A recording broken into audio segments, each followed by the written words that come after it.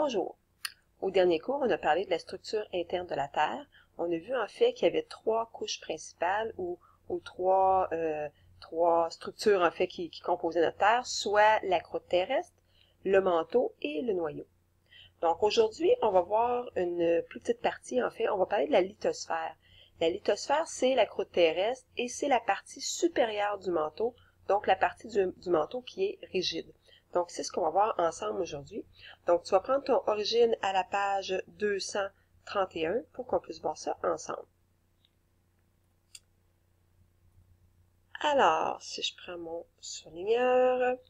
Donc, tout d'abord, on vous dit justement qu'il y a quatre enveloppes quatre enveloppes sur notre Terre, si on peut dire ça de cette façon-là. Il y en a une qu'on va nommer la lithosphère, donc c'est l'enveloppe rigide de la Terre. Une deuxième qui va être l'hydrosphère, donc qui va être l'enveloppe liquide, donc en lien avec l'eau de notre Terre. L'atmosphère qui est l'enveloppe gazeuse et la biosphère qui est l'enveloppe vivante. Donc, on dit que notre Terre a quatre types d'enveloppes ou quatre types de sphères. Donc, celle qu'on va parler aujourd'hui, la lithosphère. Donc, on vous dit que la lithosphère, c'est l'enveloppe rigide de la Terre, donc elle est formée de roches. On a la petite définition ici. Donc, lithosphère, enveloppe formée de roches solides qui entourent la Terre. Ça comprend la croûte terrestre et ça comprend aussi la partie solide, donc la partie supérieure du manteau. On a juste en dessous une illustration justement de ce qu'est la lithosphère. Donc, on vous montre que la lithosphère, ça comprend la croûte terrestre. Ça comprend aussi la croûte océanique, parce qu'on a déjà vu que la croûte océanique fait partie de la croûte terrestre. Et la partie supérieure du manteau, donc la partie du manteau qui serait rigide. C'est sûr que quand on arrive dans la partie du manteau qui est visqueuse ou encore liquide, mais là, ça ne fait pas partie de la lithosphère. Juste un peu plus bas, on revient justement avec les quatre types d'enveloppes autour de la Terre, donc la lithosphère, l'hydrosphère, l'atmosphère et la biosphère. Donc, on fait le lien ici avec les quatre types de sphères qu'on a sur la Terre. Page 232. Donc, on vous parle ici des liens entre l'activité humaine et la lithosphère. Donc, tout le paragraphe ici, je vais reprendre mon surligneur, tout le paragraphe est important. Donc, tout ça ici. Donc, on vous dit que l'être humain est en relation avec la lithosphère, bien sûr, pour combler ses besoins, que ça soit en exploitant des mines, donc on a besoin de minerais, que ce soit pour bâtir nos résidences et toutes les constructions qu'on a fait, donc les habitations, les réseaux routiers, que ce soit encore pour faire de l'agriculture sur les terres, donc pour nous nourrir. Donc, il y a plusieurs interactions entre l'être humain et la lithosphère. Donc, on les décrit ici. On les a mis en image un peu. Donc, on vous parle de l'exploitation minière. On vous parle ensuite de l'aménagement du territoire. Donc, quand on nomme justement les habitations, les routes, etc., etc., ça en fait partie de l'aménagement du territoire.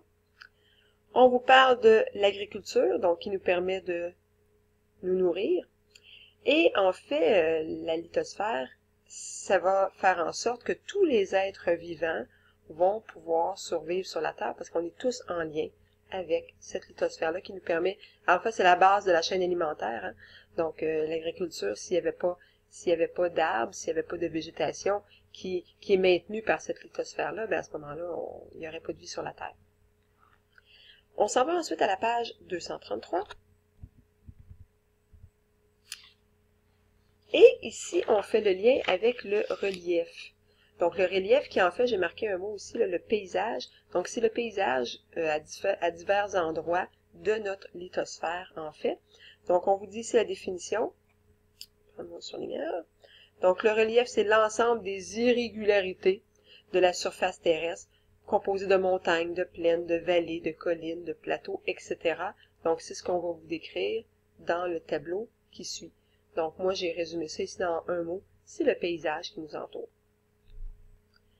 Donc, si on descend un petit peu. Donc, on commence tout d'abord avec les montagnes. Donc, on vous dit que des montagnes, ce sont des structures qui sont très élevées.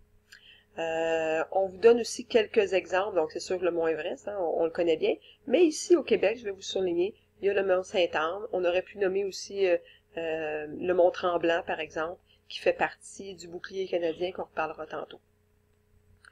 Au niveau des plaines, donc les plaines, eux, on le voit sur le dessin, hein, c'est plutôt plat, donc altitude peu élevée, surface plane ou très faiblement ondulée, propice à l'agriculture. C'est ce qu'on a autour de nous. Donc, on vous dit les basses terres du Saint-Laurent. Donc, c'est pour ça que c'est une région qui est propice à l'agriculture. Pensez à essayer de faire de l'agriculture dans des hautes montagnes comme l'image qu'on a en haut. Ce serait plutôt difficile. Tandis que faire de l'agriculture dans les plaines, c'est beaucoup plus facile. On continue ensuite avec les vallées. Les vallées qui sont très liées aux montagnes, en fait. Donc, on vous dit que l'altitude est variable, sont situées entre les montagnes. Et souvent, c'est qu'il va y avoir un cours d'eau qui a creusé le relief. Donc, on parlera éventuellement de l'érosion, mais l'eau va créer de l'érosion, ce qui va faire en sorte que à l'intérieur de mes montagnes, va finir par creuser le lit du cours d'eau. Donc, c'est pour ça que souvent, il va y avoir un cours d'eau au bas d'une vallée. Parfois, le cours d'eau peut être asséché aussi au cours des années. Des collines, hein, c'est comme des petites montagnes qui ont été très érodées. Donc, on vous dit altitude moyennement élevée. Elles sont arrondies. Hein. Si on regarde la cime, le sommet, c'est beaucoup plus arrondi que nos montagnes qui finissent en pic. Généralement situées dans les plaines. Et comme exemple, on vous nomme les collines montérégiennes qu'on reparlera. Les montérégiennes, entre autres, c'est le Mont Saint-Bruno, le Mont Saint-Hilaire, etc. Donc ça, on va en parler en classe. Et on termine finalement avec les plateaux. Un plateau, c'est... Habituellement, les plateaux sont placés en hauteur. Donc, on vous dit à une altitude d'au moins 300 mètres, et c'est un vaste espace plus ou moins plat. L'exemple qu'on vous donne ici, c'est le Grand Canyon. Donc, le Grand Canyon est très élevé en altitude, et ce qui a creusé à l'intérieur, c'est justement un cours d'eau. Par contre, ce n'était pas des montagnes, donc c'était plutôt une plaine avant, donc une plaine qui était en altitude quand même et qui a été creusée au fil des années par un cours d'eau. C'est ce qui donne finalement le fameux plateau. Donc, région du Grand Canyon. Donc, un plateau, c'est plat, mais en altitude finalement, si on veut pouvoir résumer ça de cette façon-là. Et j'ai marqué plus bas. Okay? On vous raconte l'histoire un peu du bouclier canadien. Et le bouclier canadien, qui est en fait nos montagnes que nous avons dans les Laurentides, donc Mont-Tremblant, Mont-Saint-Sauveur, etc., ben, c'est beaucoup plus grand que ça. Donc, on a la région ici qui a été colorée du bouclier canadien. Ça recouvre une très, très grande partie du Québec. On dit environ 90% du territoire québécois fait partie du bouclier canadien. Et je vous ai marqué de l'information que je trouve intéressante. C'est une des plus vieilles chaînes de montagnes connues sur la Terre. On dit qu'à l'époque, elle était aussi haute que l'Himalaya. Et qu'est-ce qui s'est passé? Bien, il s'est passé de l'érosion. Étant donné qu'elles sont très, très, très vieilles, il y a eu de l'érosion qui s'est faite, entre autres, de par les glaciations, qu'on reparlera en classe. Donc, d'énormes glaciers qui sont venus éroder. Et ensuite de ça, l'érosion se continue même aujourd'hui, là, avec le gel des gels et avec les pluies et les eaux. Donc, ça fait partie d'un autre chapitre qu'on verra ensemble. Donc, ça termine ce que je voulais faire avec vous aujourd'hui, parce que à la page 234, si on regarde, on vous parle le relief et les activités humaines. Je vous annonce tout de suite qu'il n'y aura pas de questions là-dessus en classe, donc on peut rayer cette page-là ici qu'on ne va pas utiliser. Donc, c'est quelle utilisation les humains font des montagnes, des plaines, etc. Mais on vient de le nommer un petit peu. Donc, on sait que dans les plaines, on fait de l'agriculture, entre autres. Et c'est pas des questions que je vais vous poser en classe, c'est plus de la logique à ce moment-là. Donc, ça termine le cours d'aujourd'hui. À la prochaine!